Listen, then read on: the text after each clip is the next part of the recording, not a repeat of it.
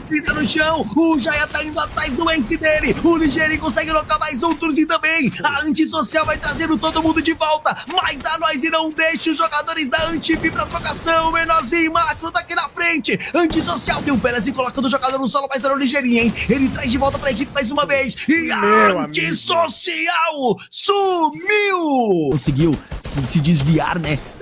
Indiretamente da bala, mas o Ligeirinho já aparece e bota um ponto final. Elimina o primeiro jogador. Turzinho é eliminado. Ligeirinho de novo. Sensacional. Ligeirinho jogando muito. Ocultou um. O jogador da Faz o P segura o máximo. Ele vai agora, coloca do seu cover. Segura essa Mag 7. Jump shot pra cima do Kowalski. O Lizinho ali, o X9 que vai revelando seu posicionamento. Enquanto isso, olha o Ligeirinho, repulsor. Meu amigo, a Noise não para.